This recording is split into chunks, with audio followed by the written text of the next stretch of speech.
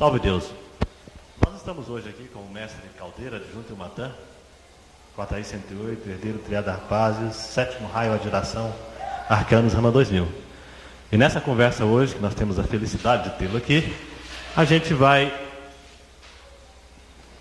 pedir a mestre Caldeira que conte um pouquinho da sua história, como ele chegou ao Vale, para que a gente registre esse momento que para nós é muito feliz. Salve Deus, mestre Caldeira! A pergunta que a gente tem sempre feito, a pergunta inicial a todos que têm dado essa satisfação para a gente, é o que trouxe o senhor até o Vale? O que fez que o senhor viesse ao Vale do Amanhecer?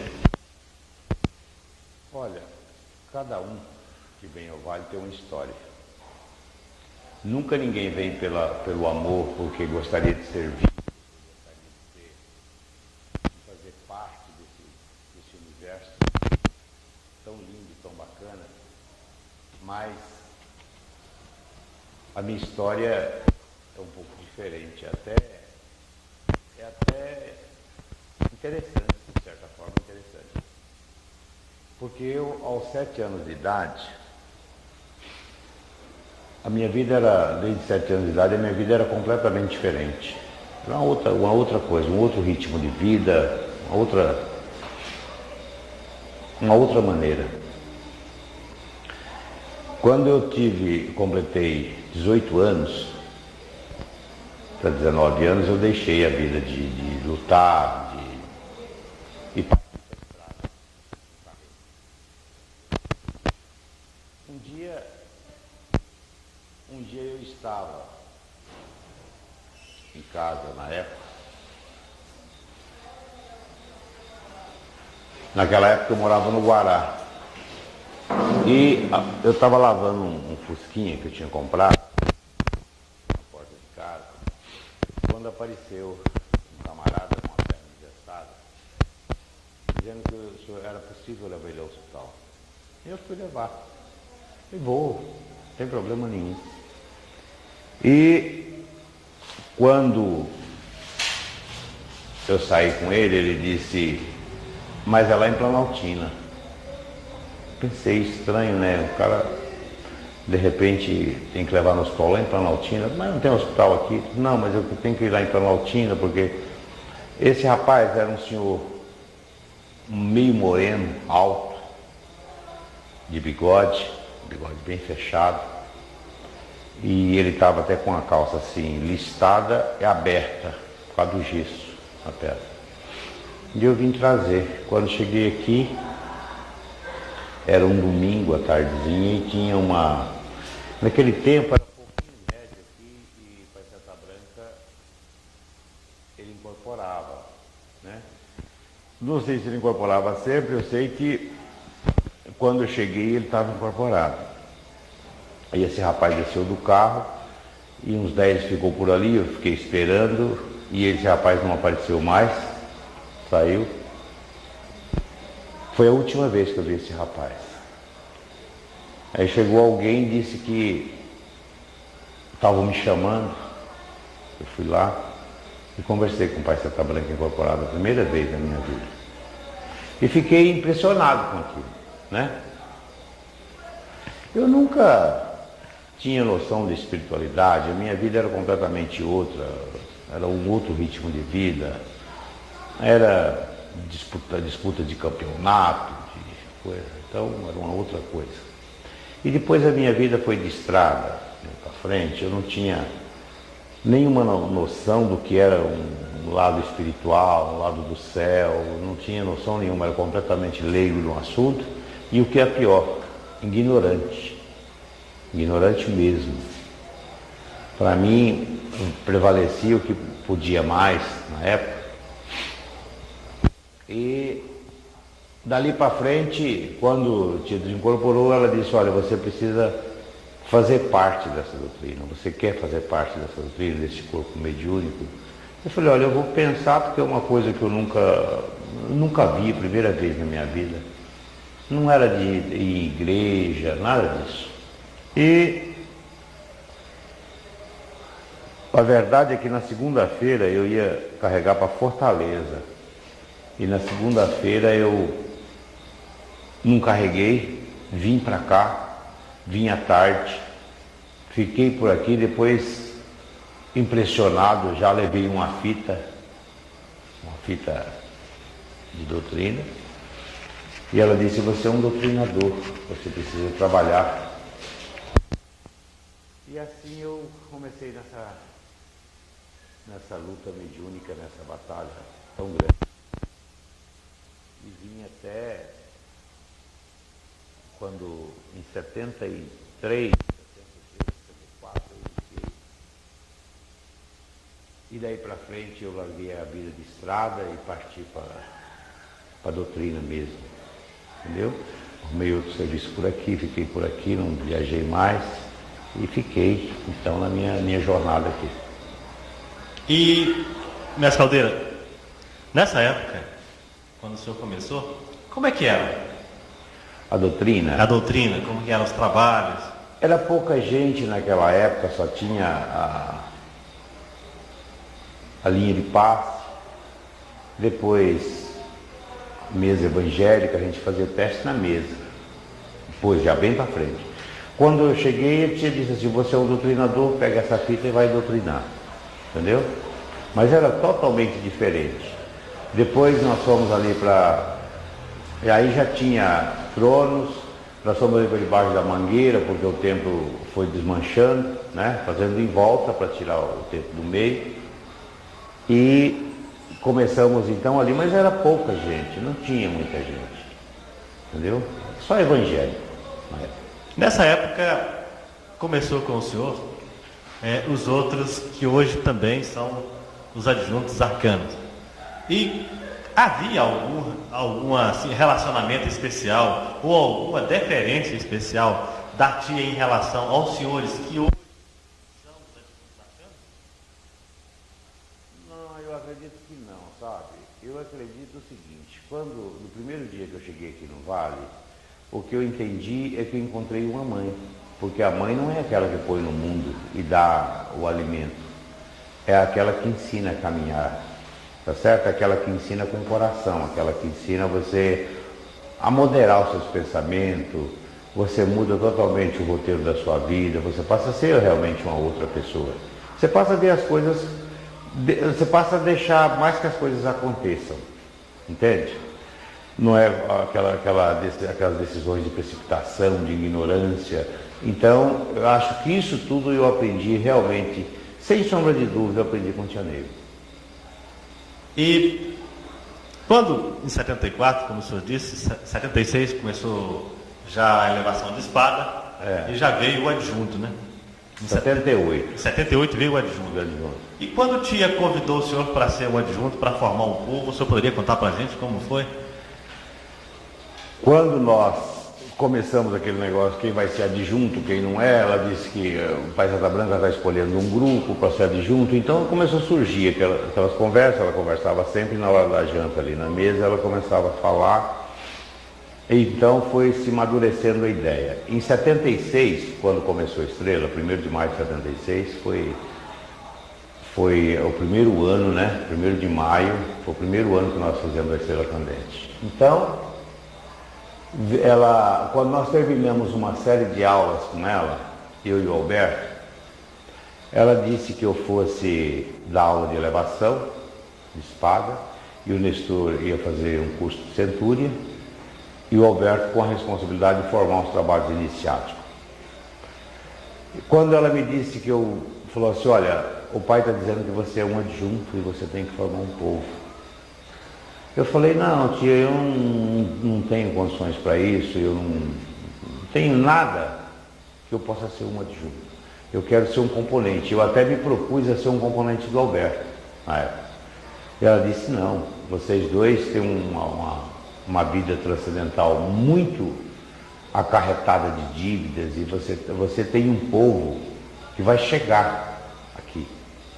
Muitos já são componentes seus. Alberto vai formar o povo dele, você vai formar o seu povo e terá então um grupo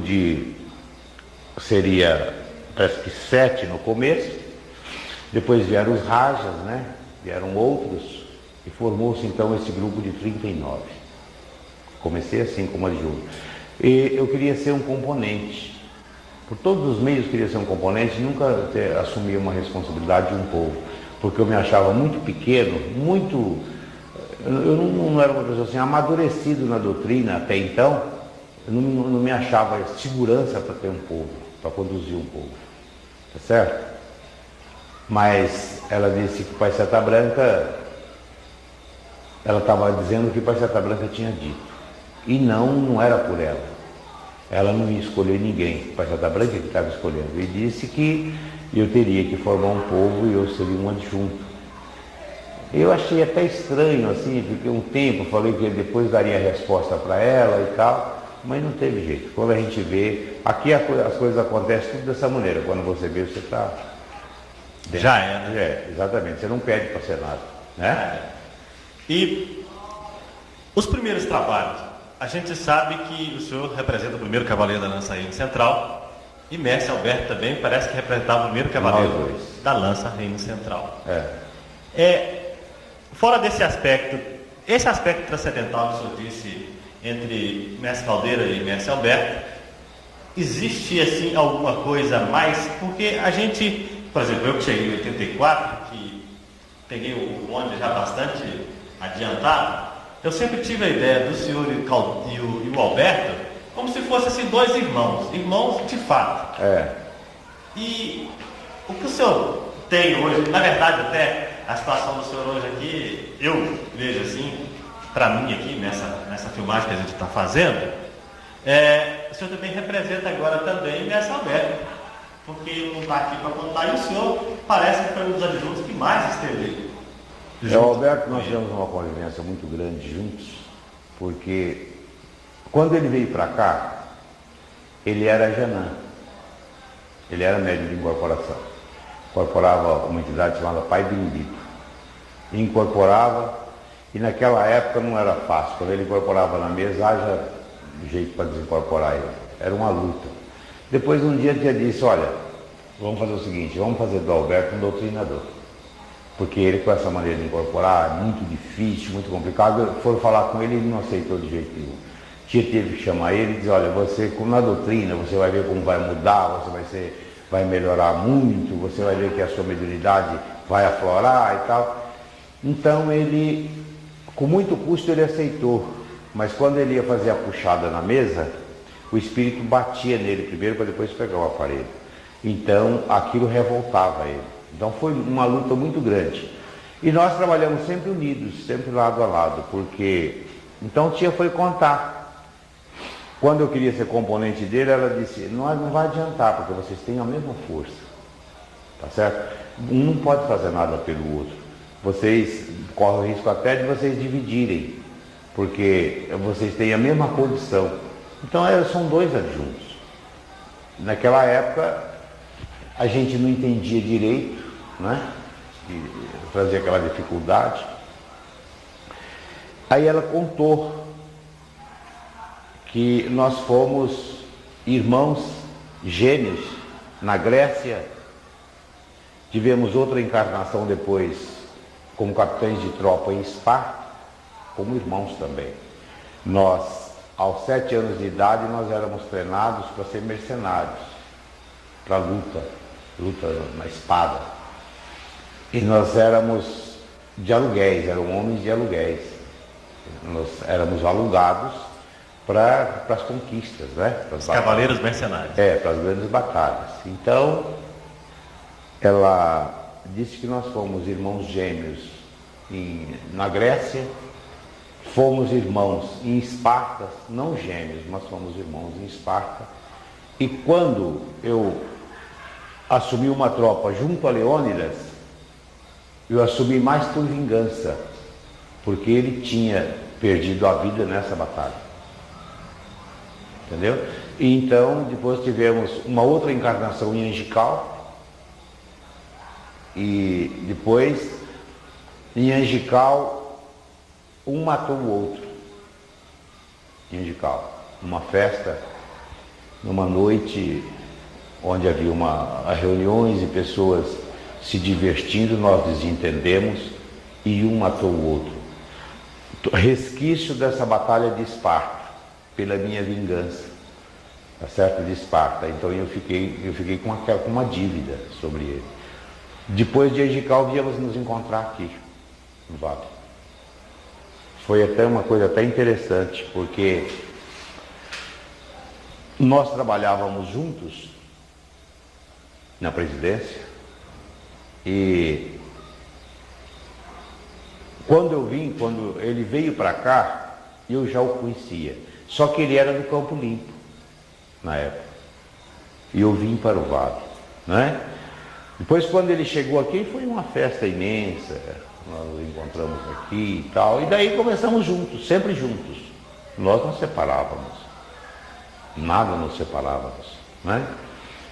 E ficamos até quando ele resolveu, então, deixar a doutrina. Após a passagem de tia, eu e tia Lúcia, eu ainda fiz tudo, conversei com ele uma noite inteira na casa da tia Lúcia, aonde nós, até a espécie assim de um engano, tentando enganar ele, eu convidei ele para jantar na casa da tia Lúcia, e lá nós conversamos, ele, tia Lúcia e o Albuquerque, até mais ou menos umas 5 horas da manhã. Depois ele saiu e disse, não, eu vou viver a minha vida. E naquela época ele tinha aposentado e comprou uma casa lá em Vitória, vendeu a casa dele aqui, comprou uma casa em Vitória, foi para lá. E lá então ele foi ver realmente a vida dele. Ele não ia nem no templo lá. Entendeu? Até quando veio o desencarne dele, 1º de maio de 92, né? 92. Quando estava fazendo a chamada dele aqui em cima, ele estava desencarnando lá em João Monevado, em Vitória, perto de Vitória.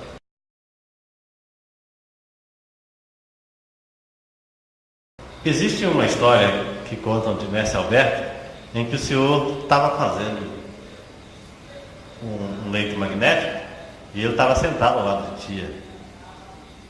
Não existe uma história dessa? Existe. Um leito? O senhor poderia falar essa história? Olha, nós temos várias histórias no começo desse mestrado, nessa batalha doutrinária, nessa jornada imensa, porque nós dedicávamos mesmo. Eu me dedico até hoje, né? Essa que é a verdade. Nunca me afastei, sempre na luta. E nós temos várias passagens, eu e o Alberto. Temos o leito magnético, temos aqui da estrela sublimação, né? E nessa época a tia nos acompanhava. Ela dizia, vá fazer isso e ia ver.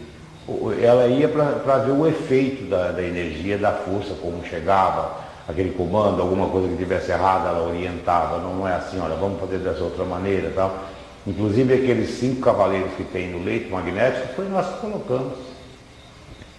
Entendeu? Temos muitas passagens. Muitas, várias. Eu deixaria até então para o senhor uma dessas passagens bonitas para a gente registrar. Do Alberto, nós temos várias. Vamos dizer assim, quando nós fomos fazer o Turigano, estava tudo pronto, nós ficamos 7 dias aqui de retiro na Casa Grande, com tia, e nós íamos para cá 10 horas da manhã e voltávamos 3, 4 horas da madrugada, e talvez, às vezes não vinha nem no tempo. E ele então disse, vamos fazer o Turigano. Era num domingo, e porque naquela época para fazer o Turigano, então estava tudo programado dentro da lei, a gente ia fazer o hunt, ia fazer a junção e a indução, porque seria a união no fechamento do ciclo das forças no Turigano, né? Para que pudesse então ser dividido os sandais. Por exemplo, a indução seria lá no lugar dela, nos sandais, o leito magnético seria dentro do templo, mas nós fizemos o leito magnético até na estrela pendente, né? Então no Turigano, quando estava tudo pronto, depois de tudo pronto, ele estava assim agitado, chegou para mim e disse assim, olha, eu vou fazer, nem que seja o último trabalho que eu faço aqui, mas nós vamos fazer. e tinha ouvido, estava distante, e quando estava assim, naquele intervalo da chamada das ninfas, tia chamou ele e disse assim, olha, na hora ela não falou nada, ela não ouviu, ele achou que ela não ouviu porque ela estava distante, ela estava até no lado da via sagrada, né? Ali na entrada da chama da vida. E nós estávamos sentados lá no banco ali, embaixo dos cavaleiros, e ele falou, cabra, nem que seja o último trabalho que eu faço aqui, mas nós vamos fazer esse brigando. E aí ele começou e tal, foi indo, foi fazendo as chamadas. Quando terminou, estava para terminar ali na chamada, tia veio, sentou perto dele, passou a mão na cabeça dele e disse assim, olha meu filho, não é o último que você vai fazer vários. Vocês têm um compromisso desse trabalho. Tá certo? Aí ele falou, cabra velho ouviu. Aí, entendeu? Aí baixou a cabeça e começou a chorar. Foi a primeira vez que eu vi ele chorar, nunca tinha visto ele chorar. Então essa foi uma das passagens mais emocionantes para mim. Entendeu? Foi um grande, talvez ali, uma grande prova, porque ele duvidava da clarividência da tia. Ele tinha algumas dúvidas sobre a clarividência dela. Inclusive ele teimava com ela. Ela dizia, não, meu filho não é assim, é assim. Ele dizia, não, mas eu não vou fazer isso. Ou dessa maneira como a gente vai fazer, vai ficar melhor. Ele teimava muito. Quer dizer, ele não ia muito pela clarividência da tia. Certo? E ele tinha uma maneira de dizer assim, não, a mãezona, a gente não sabe quando ela está usando a clarividência. Né? Então ele duvidava. E esse dia ele chorou exatamente pela grande prova que ele ouviu. Porque, como ele falou, não tinha como ela ouvir. Entendeu? Isso foi uma coisa que me marcou muito. Talvez para mim, também até para mim e para ele, né? Essa prova do poder da clarividência da tia. Tudo ela estava trazendo do céu daquele instante, 1000 mensagens, 1000, tá certo, dentro daquele trabalho. Forças de toda espécie, era uma junção de força, né? Você imagina que tinha o Rand, tinha junção, tinha indução, tinha ali dentro do Buricã.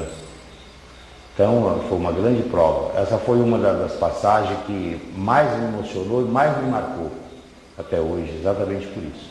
Por eu ouvir ele chorar, porque o Alberto levava tudo na brincadeira, na gozação, ele nunca, no aniversário dele a gente ia fazer surpresa para ele e tal, ele não sabia realmente, mas ele nunca derramou uma lágrima. E nesse dia ele chorou. Tá certo? Foi uma das coisas que mais me marcou, na realidade. E alguém disse para fazer uma pergunta para o senhor, que o senhor falasse sobre o povo e o Matã. O povo e o Matã, eu posso te afirmar, e afirmo em nome de nosso Senhor Jesus Cristo, e do grande Espírito de Deus, nosso Pai Santa Branca. Talvez tenha sido para mim a minha encarnação. Esse povo já valeu a minha encarnação aqui na Terra.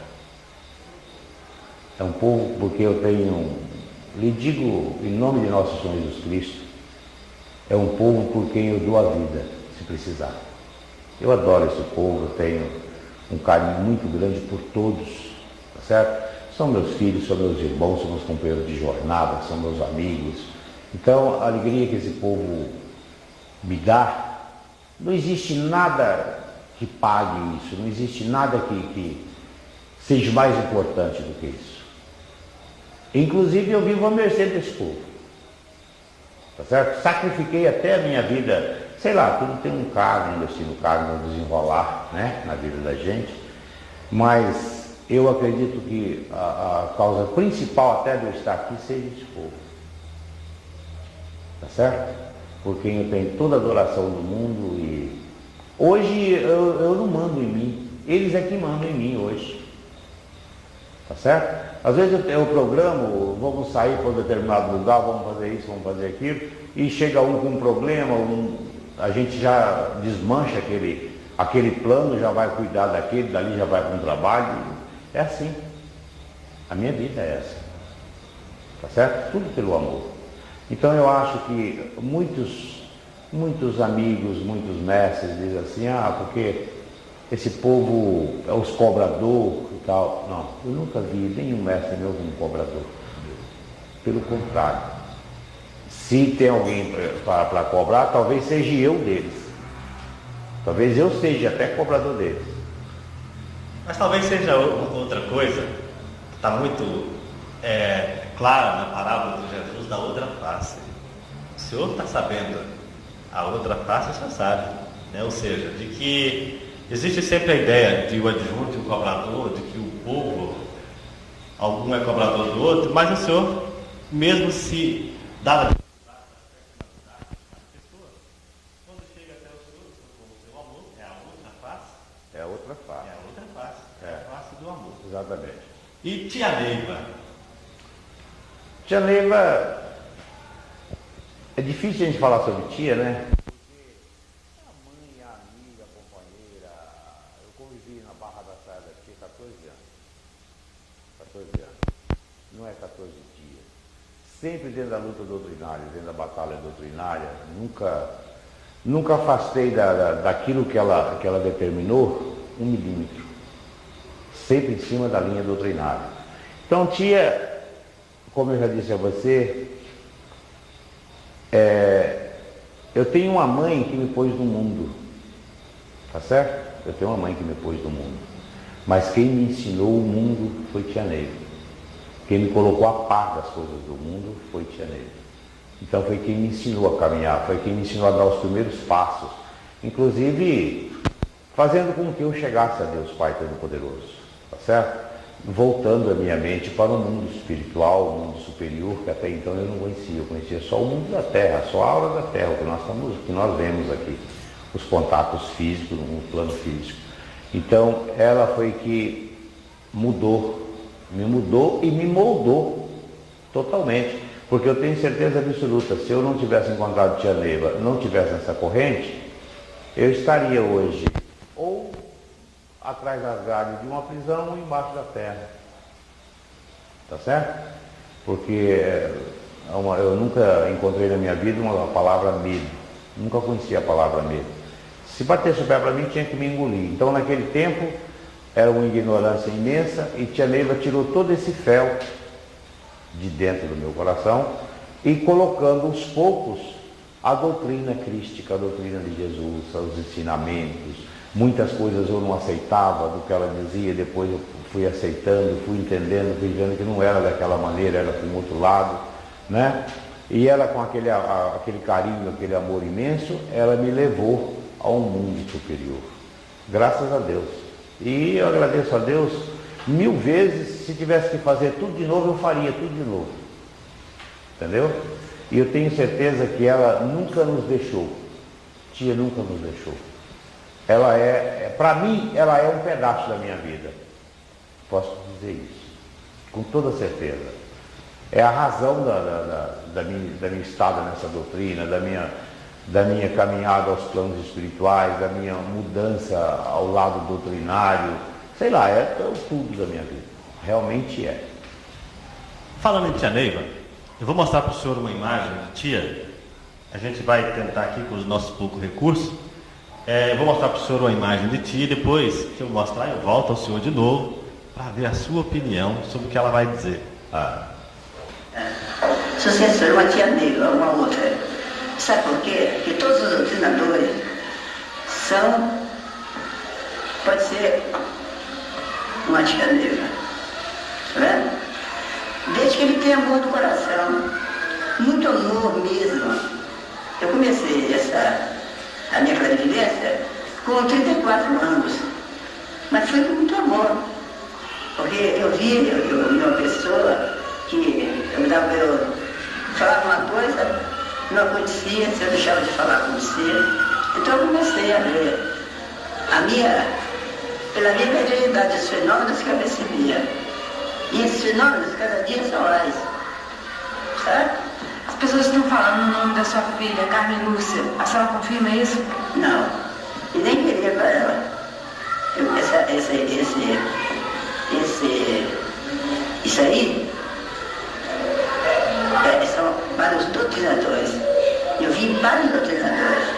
Fiz a mensagem, não existia. Hoje existe, entendeu? Hoje existe o doutrinador. A minha mensagem é ele, eu sou mãe em Cristo do doutrinador. Está entendendo? O Vale vai continuar. Vai continuar, se Deus quiser. Tia Neiva, ela veio realmente para anunciar o doutrinador. Com muito carinho, com muito amor, dando uma serva de amor muito grande. Tia Lúcia, ela é a imagem viva de Tia Neiva. Sem sombra de dúvida, ela é a imagem viva de Tia, entendeu? Até pela herança transcendental, pelas iniciações. E eu quero crer que ela tem a capacidade para isso. Mas Tia, como a tia disse, jamais queria um peso dessa, uma carga dessa em cima da tia Lúcia, né?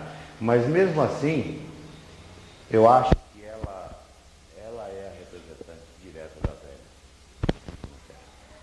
Nessa imagem que passou, nessa entrevista da tia, eu queria que o senhor dissesse sobre mais o outro ponto, o doutrinador. Doutrinador. O doutrinador na Terra veio aparecer agora. Então,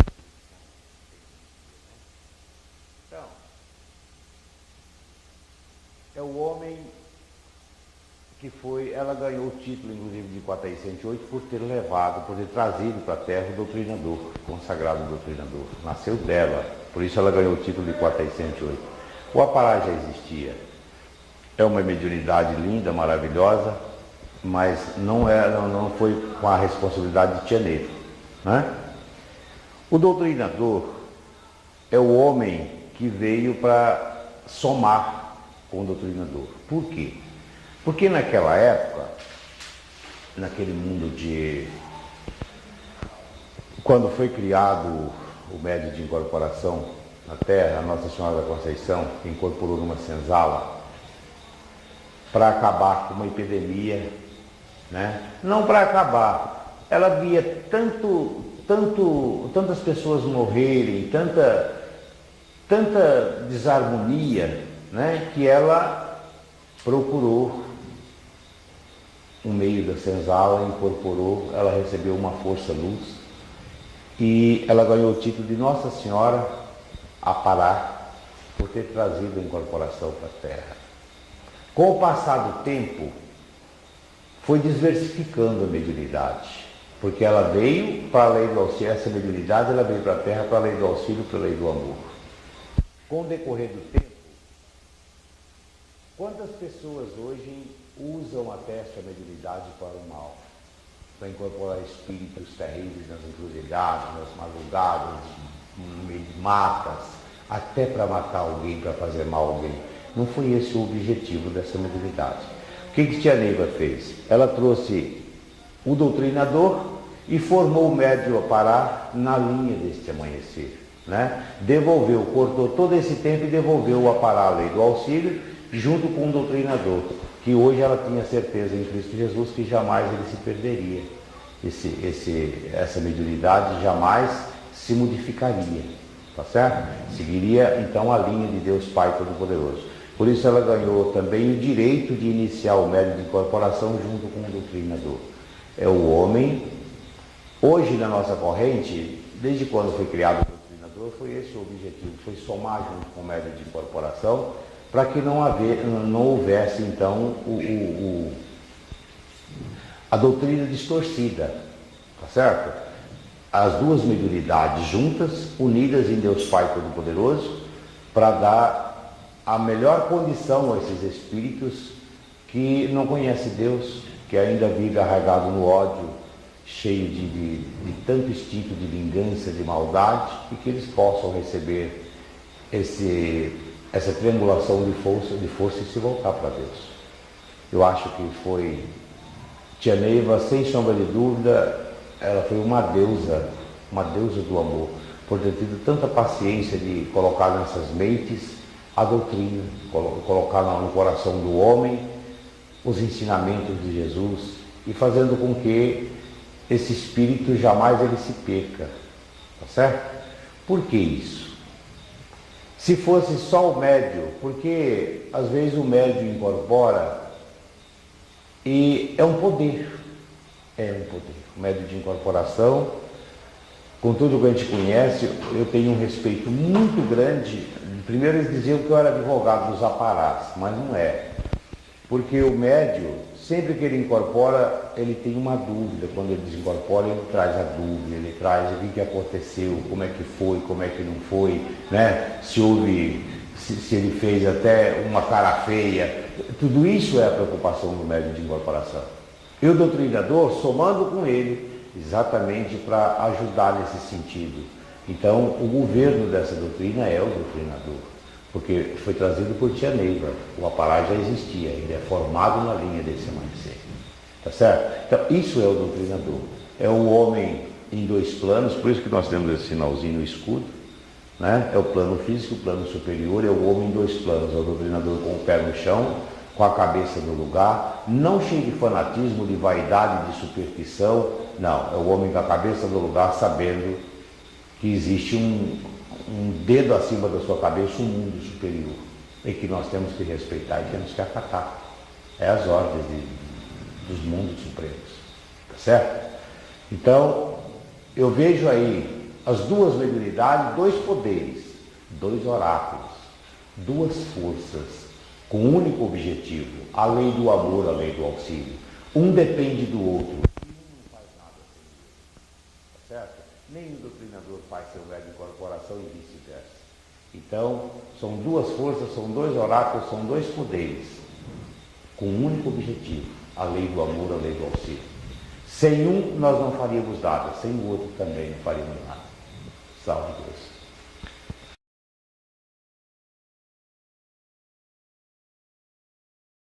Bom, a gente sabe que o senhor é uma pessoa que trabalha assim, na linha do adjunto, dentro dos trabalhos iniciáticos. O senhor tem uma vivência e uma maneira muito fácil e muito bonita de traduzir esses trabalhos e fazer com que a gente compreenda e entenda essa visão espiritual dos trabalhos, dada a sua facilidade do doutrinador, do cientista, né? Essa que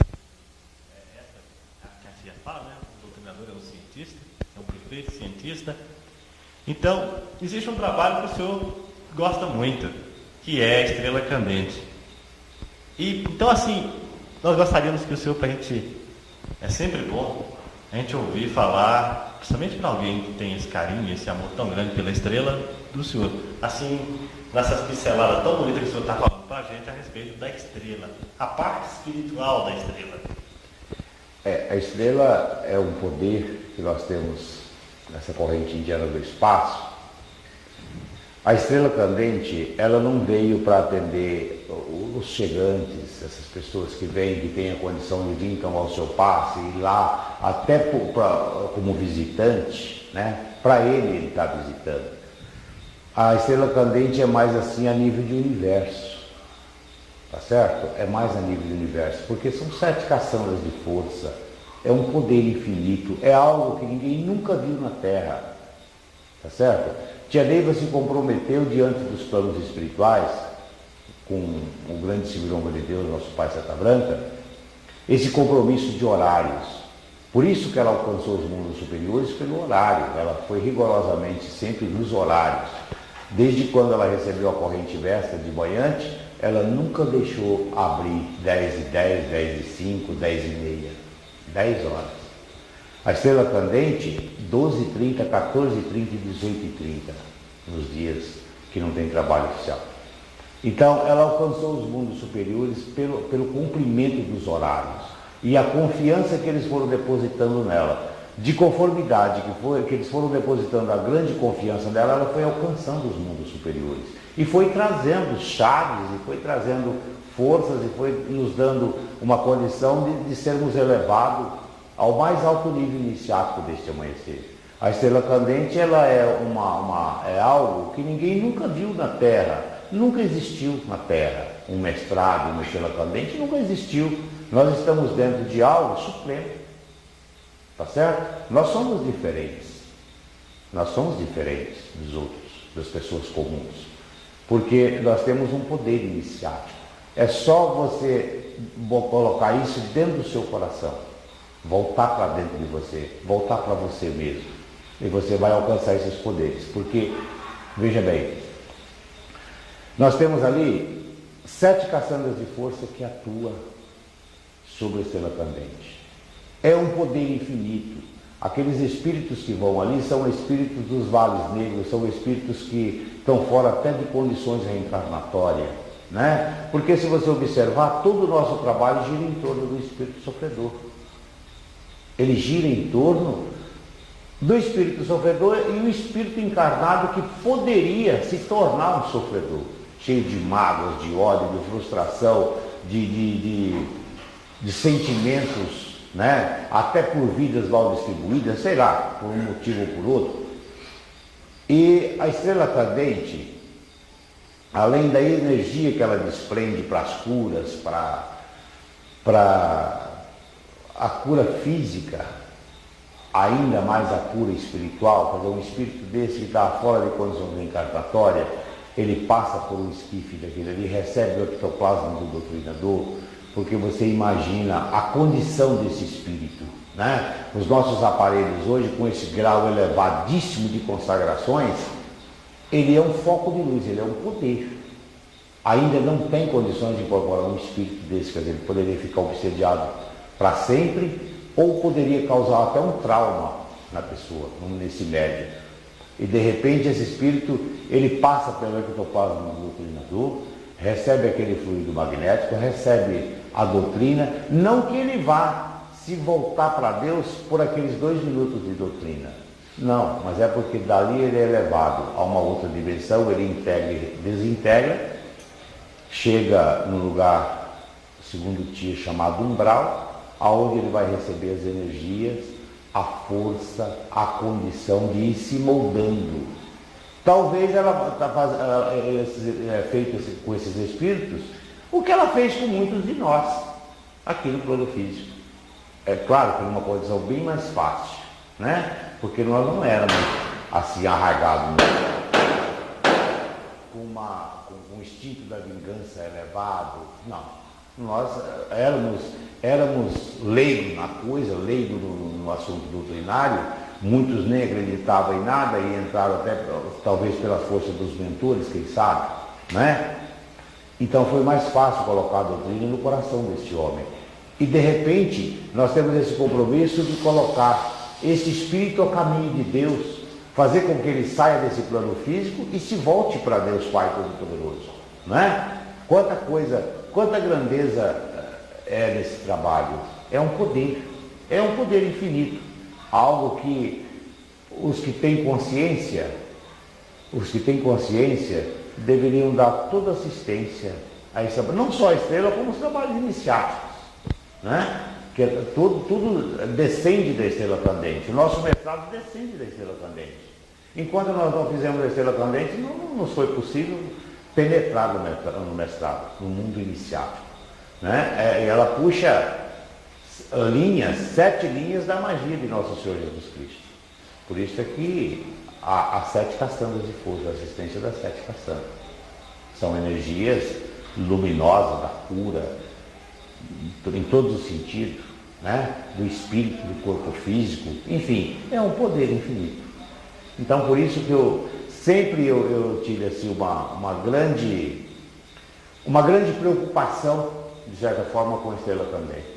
Porque hoje nós estamos aqui, esse grupo, esse pessoal que foi formado, que vira um Tia, que conhece, que estão dentro dessa linha doutrinária, mas e amanhã?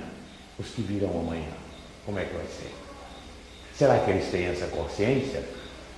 Tá certo? Será que eles tiveram esses ensinamentos com toda a perfeição possível?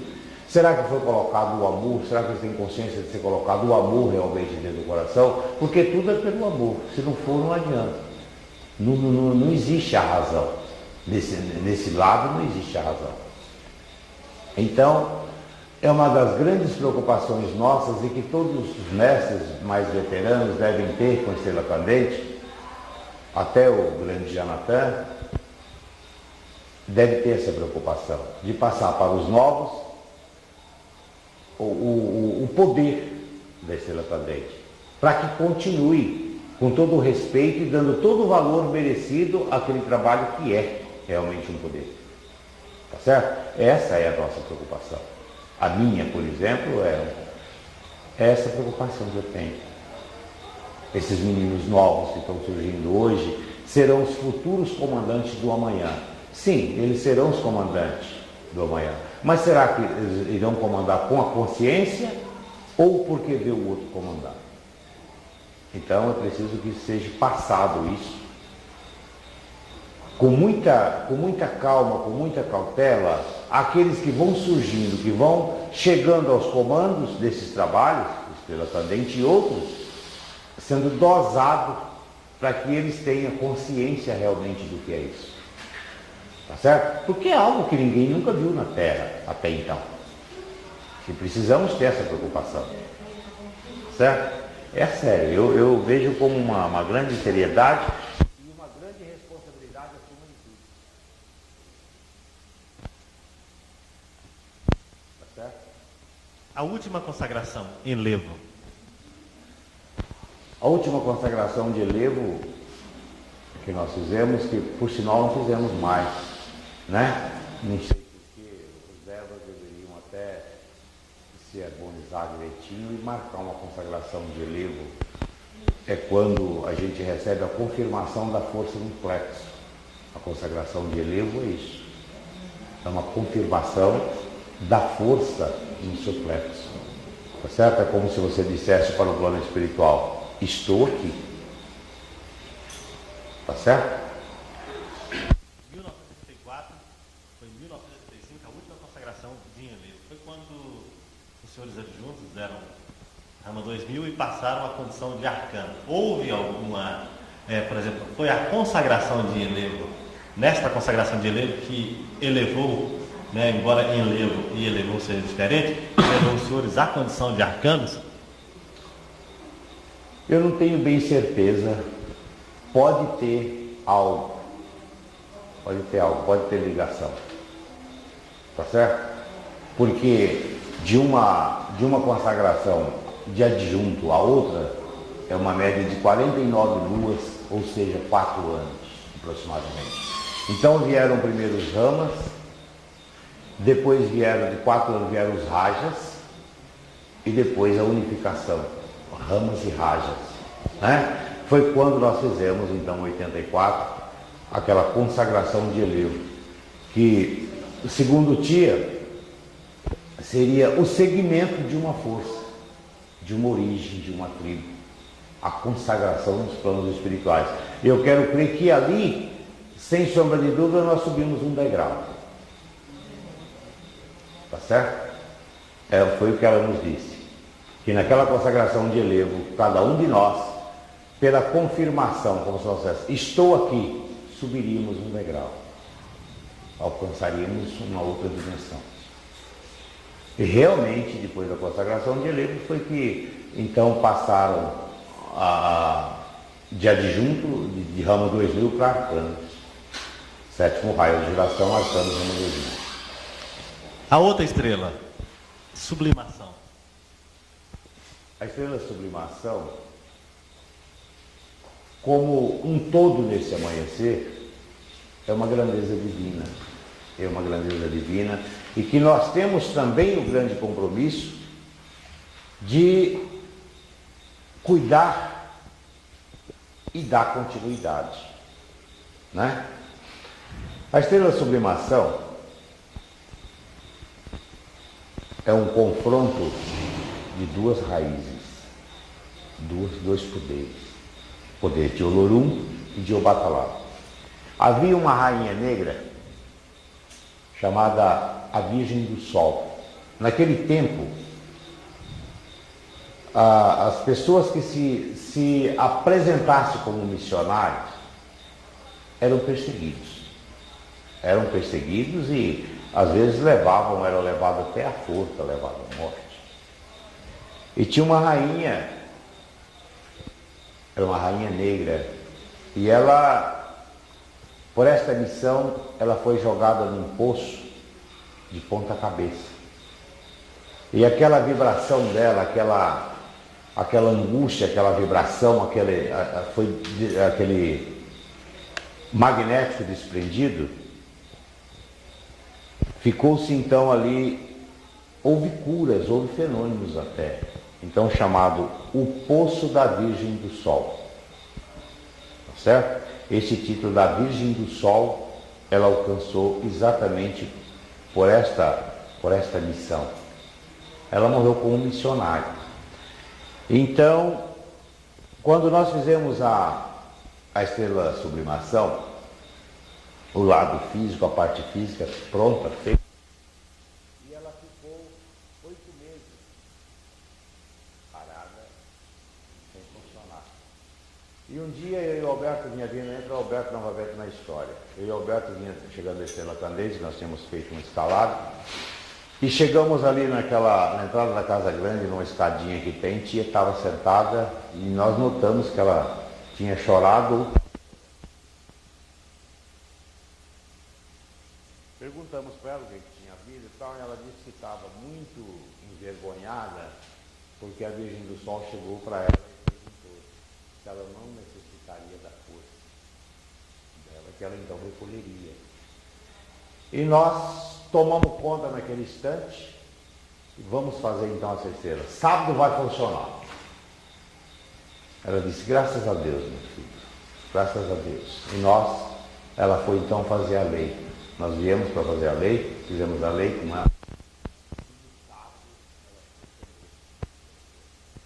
É um dos poucos poderes até então na Terra. Esses 2 oráculos, o oráculo de Obatalá tem o poder das chaves do doutrinador, tá certo? E o oráculo de Olorum, o transcendente da experiência, da energia, do transcendente, a experiência do transcendente, é um mundo, tá certo? Ao confronto dos 2 oráculos. Então é puxado essa energia do transcendente, para que ela se limpe, para que torne-se cristalina, funciona-se a mesa evangélica. São duas energias aqui assim, ó. Elas vão se cruzarem, mas para que elas se cruzem é preciso que esse meio seja limpado. Tá certo? A incorporação na mesa evangélica, veja o lado importante, que é dito o seguinte: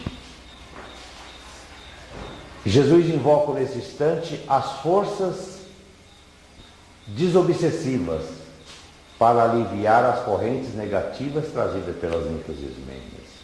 O cortejo que é o ponto de partida do nosso transcendente, é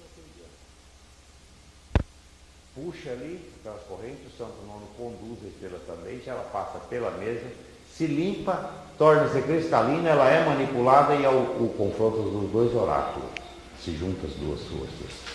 E vai para um lugar chamado reservatório universal, onde, quando há necessidade, esses grandes ministros, esses grandes cavaleiros, grandes iniciados, quando há necessidade, eles emitem esta energia às grandes filas, no Canal Vermelho e alguns eventos, epidemias, tá certo?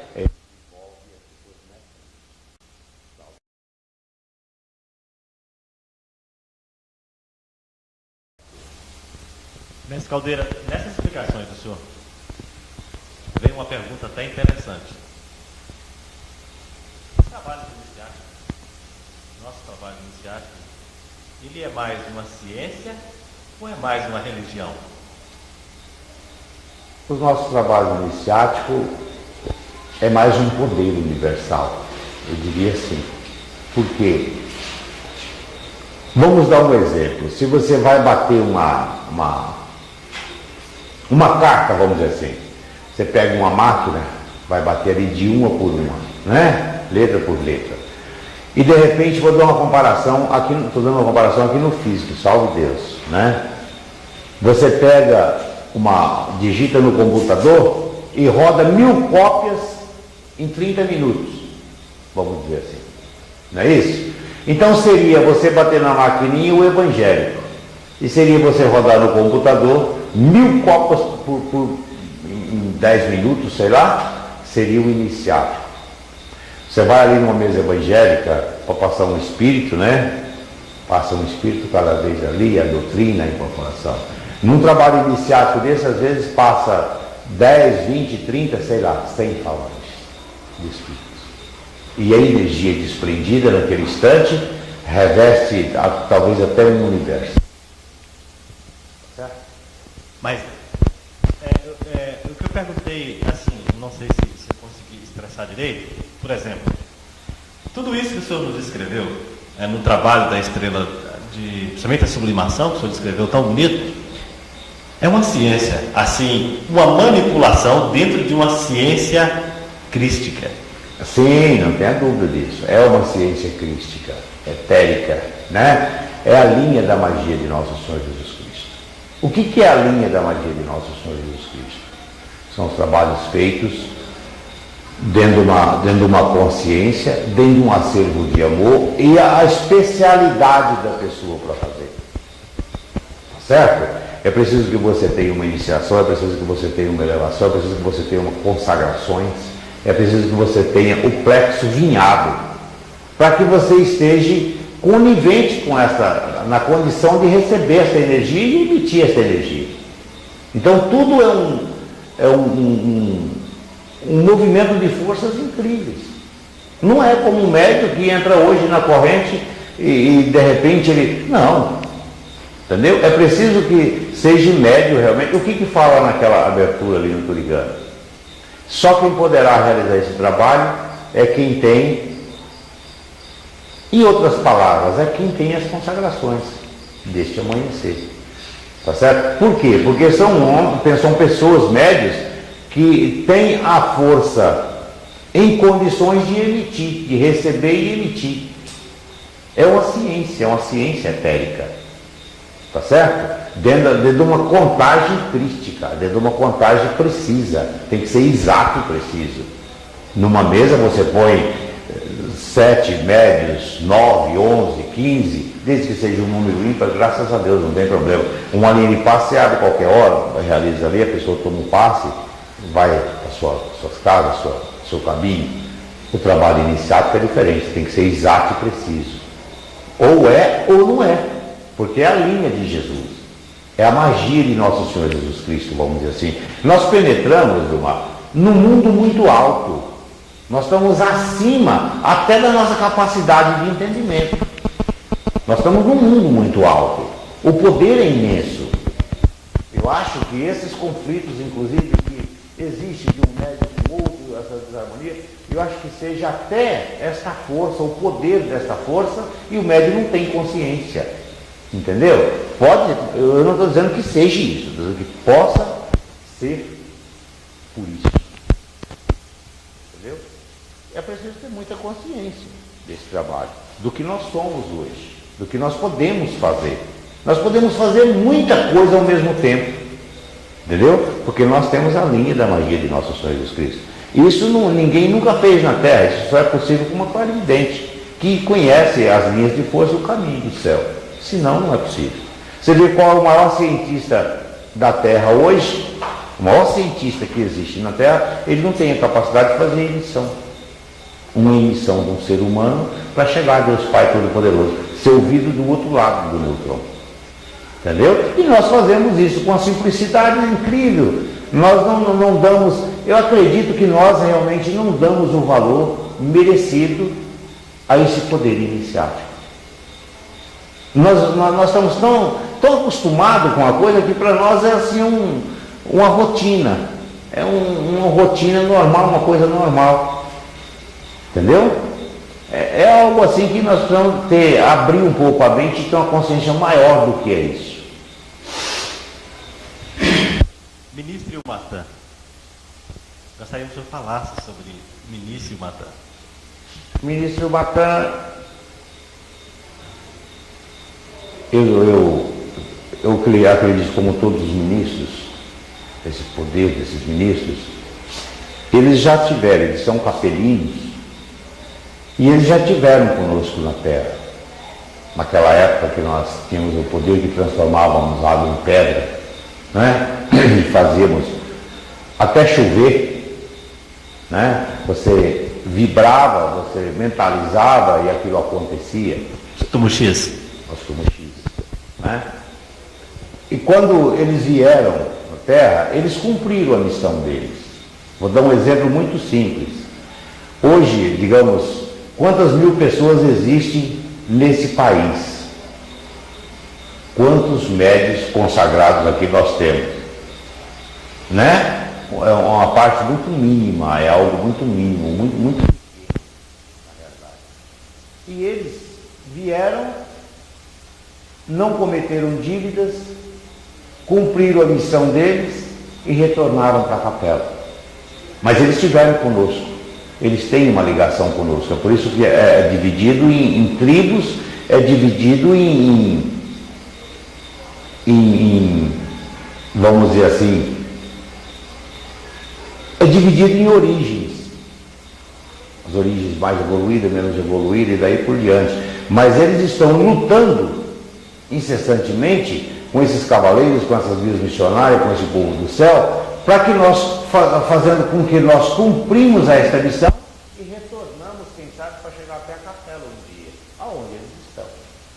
É a maior missão deles na Terra, junto a Tia Neiva, né? Então eles vieram, e quando nós alcançamos o poder iniciático, eles vieram de encontro a nós, porque até então não era possível eles chegarem até nós. Porque eles é tão sublime, a condição deles é tão alta e nós tão rude, tão ignorante, que a divisão é muito, tá certo? É muito longa, tá certo? E eles, quando nós alcançamos, através das consagrações, os planos espirituais, o terceiro e o sétimo, vamos dizer assim, eles então vieram para nos ajudar para fazer isso. E hoje estão conosco, graças a Deus, fazendo com que nós cumprimos a nossa missão, que não resgatemos todas as nossas dívidas, mas que pelo menos não cometamos outras e possamos chegar aos mundos superiores, né? Com tudo isso, com todo esse poder que nós temos, você vê às vezes a pessoa, eu não dou muita importância e tal, entendeu?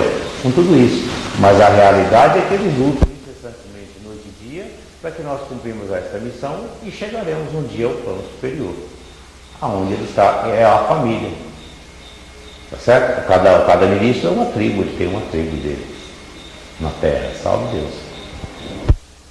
Todos os momentos que o senhor viveu junto à tia, a gente sabe que foram especiais. Mas o senhor deve ter um momento que, digamos assim, é mais do que especial e que o senhor lembre e queira dizer pra gente. Olha, eu acredito que todos os momentos que eu vivi com tia foram especiais. Só eu agradeço a Deus todos os dias a oportunidade feliz da gente estar junto ali, uma hora cantando, outra hora conversando sobre a doutrina, tá certo? Era a maneira que ela tinha de penetrar no coração da gente. Pela clarividência dela, pela maneira dela ser, eu acho que era o meio mais viável que ela tinha de penetrar no coração da gente, tá certo? Porque se você gostasse de cantar, ela sentava lá mesmo, pegava um violão e ia cantar com você. Se você gostasse de vamos dizer assim, quando você puxava para o lado doutrinário, aí ela entrava com tudo. Por quê? Porque ela ia, havia mais facilidade dela penetrar no seu coração, certo? Então, esses 14 anos que eu convivi com tia Neiva, ali lado a lado, eu acho que eu fui uma pessoa que mais cobrei tia Neiva, tá certo? Porque eu via ela falar qualquer coisa sobre a doutrina e eu ia em cima e queria saber profundo o que era aquilo, por que daquilo, como é que era, tal. Então, às vezes ela até dizia assim, depois eu te falo. E depois eu ia cobrar, né? Até que ela me trouxe, ela falou assim, você pega um livro e faça a pergunta e deixa comigo que eu te respondo, né? Eu tenho. eu tenho esse livro com 1000 perguntas e 1000 respostas. Então, eu cobrei realmente de Janeiro em cima ali. Mas eu quero crer que isso tenha sido até um pouco pelo plano espiritual, porque senão hoje eu seria assim até mais leigo na doutrina. Porque ela, vamos dizer assim, muita gente fala assim, não, porque tia deu muita atenção ao Alberto Caldeiro, mas não tinha ninguém mais ignorante na época do que nós dois aqui também. Entendeu? Então eu acho que ela fez o que Jesus fez. Jesus deixou todos os sábios, os profetas, e foi buscar os pescadores. Né? Tia Neiva deixou tantos homens formados que se fossem adjuntos teriam formado um povo enorme. Aí tudo, não. Foi buscar um Caldeiro e um Alberto, dois animais. Tá certo? E colocou a doutrina no coração desses homens e colocou esses homens na doutrina, para trabalhar doutrinariamente. Eu acho que foi isso, certo? Agora, quanto ao lado especial, acho que todos os momentos que eu vivi com tia foram especiais. Para mim foram especiais. Tá certo? Porque você chegava ali, na Casa Grande, e de repente você terminava-se um trabalho meia-noite, 1h da manhã, ia para ali, saía 4h30, 5h da manhã, conversando, entrava num assunto e aprofundava naquele assunto, ia esmiuçando aquilo, botando em miúdo, sabe, tudo certinho. Só pelo amor, pela paciência, pela condição dela. Então eu acho que tia Neiva, para mim, se eu tivesse que fazer uma comparação, eu vejo ela como uma deusa, a deusa do amor. Era para mim uma deusa do amor. Eu já não digo mãe, porque mãe eu acho que seria uma palavra até simples, né? Para eu ter ela assim como mãe. Eu vejo ela como uma deusa do amor. Uma mãe em Cristo Jesus mesmo. Entendeu? Acima até da imaginação da gente. E com aquela liberdade, aquele carinho, ora ela brigava com a gente, ora ela xingava a gente, tá certo? Depois ela mandava chamar, e era desse jeito. Então, esses 14 anos foram assim, tá certo?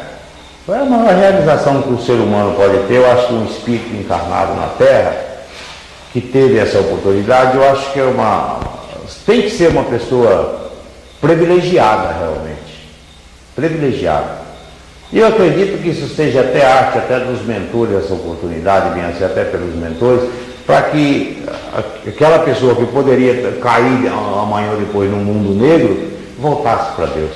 Eu acho que possa ser isso.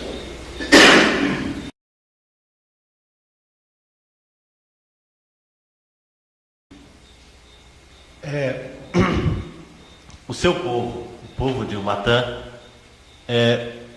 o que o senhor gostaria que fosse, que tivesse cada um dos seus componentes? Porque, na verdade, como o senhor mesmo disse, é o pai, é o irmão, é o companheiro, é o amigo. O adjunto, para aqueles que têm a felicidade de compreender a extensão da palavra adjunto e pertencer ao adjunto, é uma família que é como se alguém estivesse caminhando, estou dizendo isso por até experiência própria, como se a gente estivesse andando por muitos lugares e de repente encontrasse alguém e começasse a conversar, e daqui a pouco, pela própria emanação e pela própria transcendência, pela força espiritual, a gente reconhecesse o irmão, no adjunto pai, o amigo, o companheiro. Hoje, sem tia Neiva, aí já vem a pergunta, hoje sem tia Neiva, cada mestre que tem o seu adjunto, que confia nele, procura muito o adjunto. Então, eu gostaria que o senhor desse ou dissesse uma palavra aos seus componentes, e aí ao corpo mediúnico, assim, em geral, a todos, aqueles que têm essa necessidade de procurar o adjunto, e como o senhor tem a felicidade de, às vezes até como o senhor mesmo disse, de fazer alguma outra coisa para atender o componente. O meu povo, o meu pessoal, eu não tenho dia nem hora. Eles sabem, todos eles sabem onde me encontrar. Eu estou em casa todos os dias da semana, não existe sábado, domingo, feriado, dia santo, 24 horas, né? E você sabe que o meu maior desejo é de ver esse povo unido em Cristo Jesus.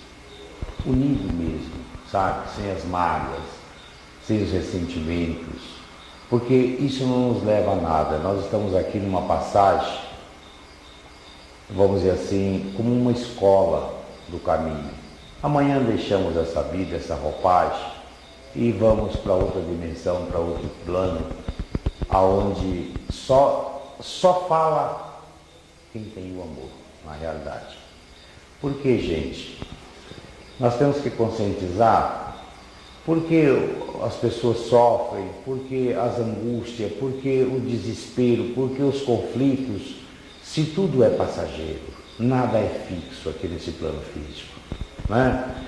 As coisas boas são passageiras, as coisas ruins são passageiras, tudo que tem um começo tem um fim.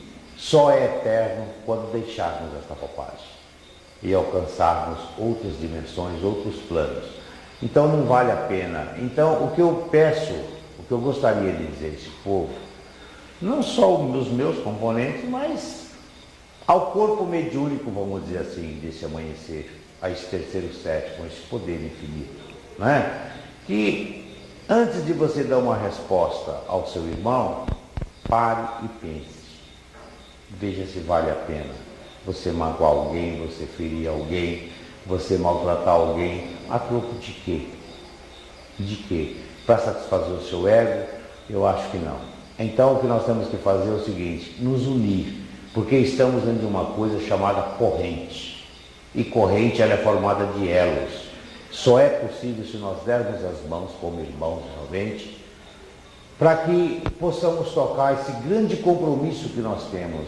Hoje nós não temos tia conosco, mas temos o compromisso doutrinário, o compromisso da doutrina, e nós temos que tocar esse barco da melhor maneira possível. Porque seria difícil se não conhecêssemos as linhas doutrinárias, mas conhecemos, então está tudo fácil. Qual é a dificuldade? Você sente dificuldade em se unir com seu irmão? Então, você está errado nessa doutrina, tá certo? Só é possível se nós nos unirmos, juntarmos as nossas cabeças, juntarmos as nossas mentes. Porque só assim é possível nós alcançarmos um mundo luminoso. Cheio de dívidas como nós somos, um transcendente pesadíssimo, muitas mil bobagens nós já fizemos. Hoje não. Hoje nós temos um plexo iniciático, temos as linhas de Deus Pai Todo-Poderoso, temos uma doutrina que milhares de pessoas dariam tudo para fazer parte, até pela força do karma não é possível. Então é esse o nosso grande compromisso, e temos que unir em Cristo Jesus. Não importa que seja só o povo do adjunto, os componentes, mas sim de um modo geral, neste amanhecer. Para que não deixemos uma margem das correntes pesadas, né? Que não sejamos atraídos por espíritos dos mundos da incompreensão, não deixamos esse espaço. Nós temos que ocupar esse espaço, e esse espaço é ocupado como? Pelo amor, pelo coração. Salve Deus. A gente sempre ouve falar Mestre Caldeira, mas e o nome do senhor? Completa. A gente sempre ouve falar Mestre Caldeira, mas aí uma pergunta interessante, como é o nome do senhor completo? Meu nome é Nelson Barbosa Caldeira. Salve Deus. Bom, Mestre Caldeiras, eu não tenho palavras para agradecer o senhor por essa oportunidade para contar a vida do senhor. Nós estamos tentando contar aí, o senhor contando como o senhor veio para cá, e na verdade recebeu então aí, está registrado, graças a Deus, muitas informações sobre o nosso trabalho, sobre o nosso amanhecer.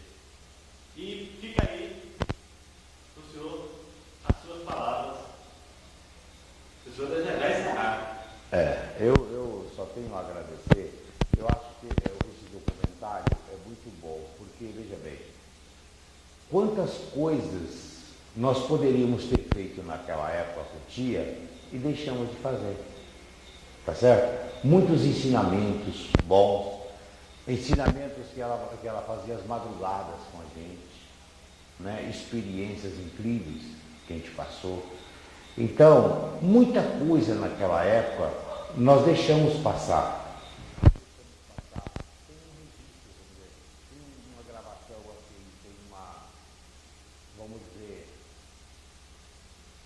Uma gravação de fitas, né? Tinha tudo para fazer na época, tinha gravador de potência, né? Tá com o Raul, acho que está com o Raul ainda, o gravador dela, aqueles rolos grandes. E muita coisa nós não fizemos, deixamos, tá certo? Amanhã eu não vou estar aqui, mas você pode passar essa imagem para esses novos que estão surgindo, não é? Para esse povo. Eu acho que isso é fantástico, é um trabalho louvável, é algo que você está fazendo assim, pelo seu empenho, pelo seu amor, pelo seu coração. Você está somando junto à doutrina, você está fazendo uma coisa importantíssima, que talvez você não está dando, você próprio não está dando valor agora. Entendeu? É algo que nós deveríamos ter feito naquela época. Fizemos muito pouco, né? Vimos aí agora essa gravação de tia instantes atrás, e que em relação ao que é esse poder iniciático, é um mínimo, é muito pouco. Eu vi fenômenos e fenômenos com tia, tá certo? O maior fenômeno que eu vi com ela foi a preparação do vinho para a iniciação. Quer dizer, se a pessoa fosse filmada uma coisa daquela, você vê ela estender assim, né, vibrar ali, e aquela garrafa ferver e estampar. A garrafa lá em cima da mesa e ela sentada no carro, sem tocar. Preparação do vinho da iniciação. É um mau fenômeno. Se a pessoa gravava uma coisa dessa, né? Ainda bem do mal menor, ainda bem que nós temos as fotos das cassandras. É uma grande consciência para os médios do amanhã, que vão participar desse negócio. Eles vão se conscientizar através daquelas fotos que nós temos. E dos ensinamentos deixados, os desenhos das cassandras e tudo, entendeu? Esse trabalho que você está fazendo hoje, talvez nem você analisa o valor desse trabalho. Nem você analisa. Mas é um trabalho realmente excelente. É algo de primeira qualidade, primeira linha. Porque amanhã muita gente vai usufruir dessas fitas. Pode ter certeza. O senhor me faz lembrar 1992, 15 de novembro de 1992, eu tive a felicidade de que o senhor falasse sobre 7 anos do Tia Neiva. Eu falo um pouco do que você está do senhor, mas hoje nós temos gravado, graças a Deus, pelo lado está gravado tudo bem, mas junto com a Rua e o mestre de lá. Naquele dia 15 de novembro de 1992, quando fazia 7 anos que o Tia partiu, eles falaram sobre os 7 anos do Tia. Você imagina, o Marabô já se foi, mas tem ele gravado na fita, não tem? Então veja bem, assim como foi Tia, foi o Marabô, amanhã vai o Caldeira, depois já foi o Alberto, o Capuchinho e outros, né? Até chegar aos trinos, sei lá, né? E de repente a doutrina continua até através da imagem, tá certo? Até através da imagem. É muito importante esse trabalho. É louvável isso. É algo que, se todos compreenderem, deve ter o maior respeito, o maior carinho. Eu tinha por você uma admiração muito grande, um respeito.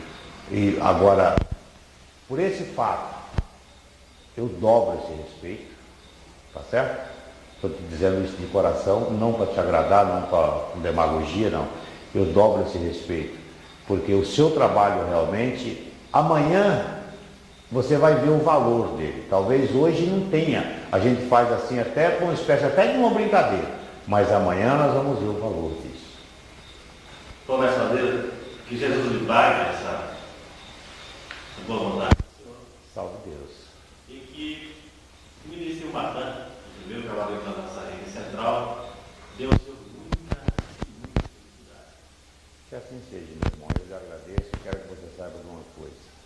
Eu quero, nessa tudo que depender de mim, tudo que depender de ensinamentos que eu souber, eu estou inteiro disposto.